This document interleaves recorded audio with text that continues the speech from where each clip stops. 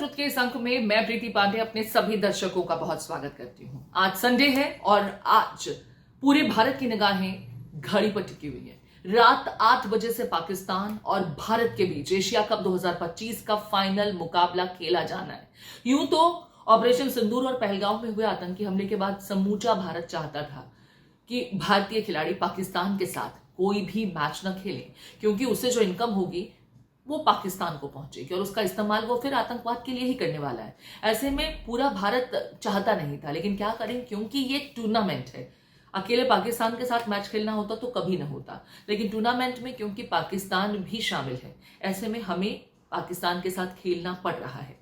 हालांकि 2 मरतबा, पहले फर्स्ट मैच में पाकिस्तान हारता है, फिर सुपर 4 में पाकिस्तान भारत से हारता है और किसी तरह से घसीटते घसीटते वो फाइनल में अपनी जगह बना लेता है। पूरा भारत चाहता है कि इस बार पाकिस्तान को ऐसा जवाब दिया जाए ताकि उसका स्वाद, उसका जायका उसे सालों साल याद रहे। यूं तो भारतीय टीम गजब के फॉर्म में है, जीत का सिलसिला लगातार जारी है, लेकिन उम्मीद ये की जा रही है कि आज टीम इंडिया पाकिस्तान को हार का जो स्वाद चखाए वो कभी वो भूले नहीं, क्योंकि वैसे भी पाकिस्तान के बड़बोले खिलाड़ी और कैप्टन जो कुछ कह रहे हैं वो सिर्फ उनका हेगड़ी दिखाना भर है। जैसे कहते हैं ना, खिसियानी बिल्ली खंबा नोचे। 2 बार हार गए इसी टूर्नामेंट में, किसी तरह से रगड़ते रगड़ते आप फाइनल तक पहुंचे और उसके बाद जो एटीट्यूड आपका है, जो आप हाथ मिलाने वाले मुद्दे को लेकर, हैंडशेक के मुद्दे को लेकर कि ऐसा कभी नहीं हुआ, मेरे पिता क्रिकेट के काफी बड़े जानकार हैं, उन्होंने भी मुझे ऐसा नहीं बताया, कभी ऐसा हुआ नहीं, लेकिन यहाँ हो रहा है। वो भारतीय खिलाड़ियों को एक अलग बैड लाइट में प्रोजेक्ट करने की कोशिश कर रहे थे। फिर अपने खिलाड़ियों के लिए कह देते हैं कि पूरी छूट है, अगर एग्रेशन ही नहीं रहेगा तो वो खिलाड़ी कैसा। तो एग्रेशन में आपको सिर्फ फाइटर जेट गिराना ही याद रहता है। हारिस रऊफ, आपको ध्यान होगा, वो वीडियो खासा सुर्खियों में रहा, लेकिन वो तो कहते हैं कि वो अपने किसी खिलाड़ी को रोकेंगे नहीं, टोकेंगे नहीं। यही तो है पाकिस्तान की फितरत। जरा सुनिए पाकिस्तान के कप्तान प्रेस कॉन्फ्रेंस में इस टूर्नामेंट को लेकर क्या कुछ कह रहे थे। जरा एक एक करके उनके कुछ प्रेस कॉन्फ्रेंस की झलकियां आपको दिखा देते हैं। बात है हैंडशेक की, मैंने तो मतलब मुझे अभी क्रिकेट खेलते हुए ऑलमोस्ट मैं 2007 से क्रिकेट स्टार्ट की थी, प्रोफेशनल अंडर 16 वगैरह।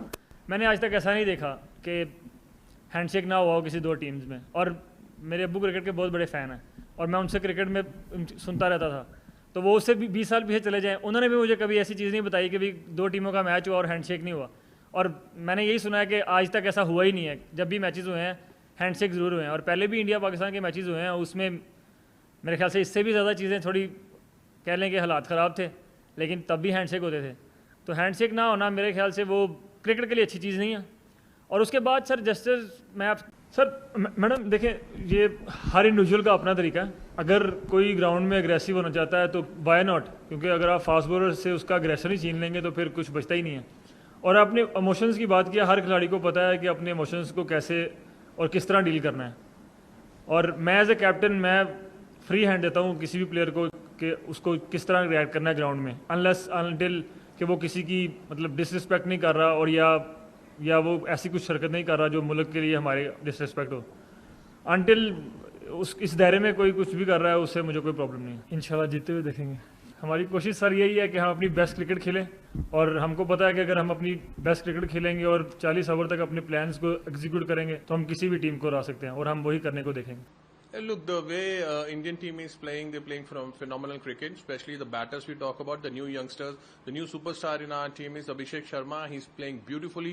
He's taking all the pressure on him, and the way he's batting and the way he's hammering the fast bowlers of Pakistani, even the spinners also, that's phenomenal. So because he's in a good form, so team is doing really well, and we have a good fast bowlers like Jasprit Bumrah, Hardik is doing really well. Especially if we talk about the spinners, we are playing with 3 spinners. Kuldeep Yadav, whenever he comes to the ball, he starts getting wickets and things will be easy for India to win the games. And definitely if we talk about today's finals game, yeah, definitely it's a high voltage game, but just because of India-Pakistan are playing. If we talk about both our teams, then India is far, far ahead. Means they are not even closer to Indian team. Right now the Indian team is playing. So I don't think so there is any hassle in today's game. So India is going to win easily, but this piece of cake for them today's game.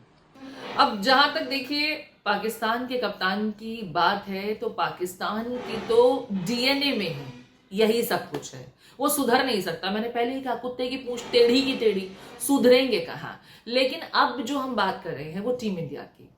Record के हिसाब से भी देखें तो Asia cup में team India का प्रदर्शन पाकिस्तान के मुकाबले काफी बेहतरीन रहा है और इस टूर्नामेंट में तो 2 मरतबा पहले ही पाकिस्तान को धूल चटाई जा चुकी है। सिर्फ अब एक औपचारिकता आज के मैच में होनी शेष रह गई है। इसके बाद पाकिस्तान में क्या होगा आप जानते हैं, लोगों के घरों से टीवी टूटने शुरू हो जाएंगे, जैसे टीवी का दोष है। अरे अपने खिलाड़ियों को पहले खेलना सिखाइए, वो तो राजनीति करने के लिए मैदान में उतरते हैं। आप एक तरफ कहते हैं कि खेल को खेल की भावना की तरह खेलना चाहिए, लेकिन हाथ ना मिलाना आपको इतना इंस्टिगेट कर जाता है कि आप जेट गिराने के गेस्चर्स देने लगते हैं। तो आप खिलाड़ी तो नहीं है, आप एक घटिया स्तर के पॉलिटिशियन कम प्लेयर जरूर हो सकते हैं। खैर मैं उसकी डिटेल्स में नहीं जा रही हूं। आज के मैच से पहले जो कुछ आंकड़े हैं वो समझ लेते हैं। टीम इंडिया अब तक 8 मरतबा एशिया कप पर अपना कब्जा जमा चुकी है। पाकिस्तान बहुत पीछे है हमसे। तो ऐसे में उम्मीद यही की जा रही है कि एशिया कप में टीम इंडिया अपने जीत के सिलसिले को कायम रखते हुए आज पाकिस्तान को एक बार फिर उसकी औकात याद दिलाएगी। लोग इसे ऑपरेशन सिंदूर 2.0 भी कह रहे हैं, जो खेल के मैदान पर लड़ा जाएगा। देश भर से टीम इंडिया को बेस्ट विशेस देने के लिए जहां दुआओं का दौर जारी है, वहीं पूजा पाठ भी हो रही है, क्योंकि हम तो अच्छे काम से पहले अपने ईश्वर को हमेशा याद करते हैं। ये पाकिस्तान है जो आतंकवाद को याद करता है। खैर वो अपनी अपनी परवरिश होती है। जरा कुछ तस्वीरें आपको दिखा देते हैं।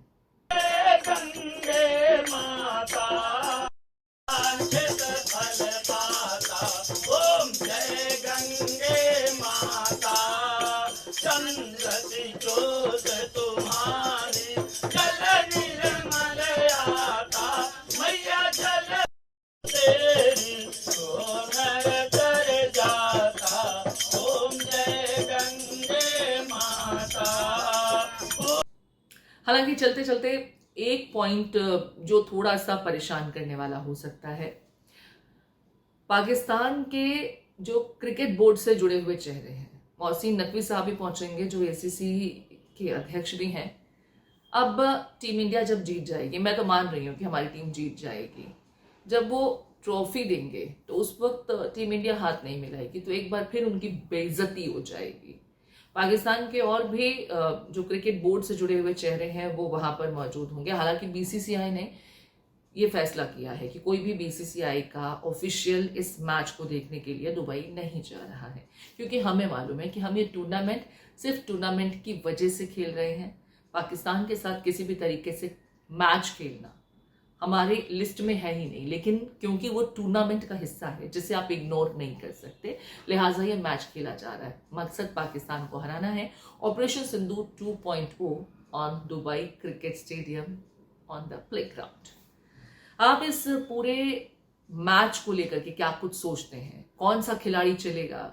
हमारे वो जो स्टार बल्लेबाज है ना आजकल, अभिषेक, पाकिस्तान को नानी याद दिला देते हैं। आज वो कितना स्कोर खड़ा करेंगे।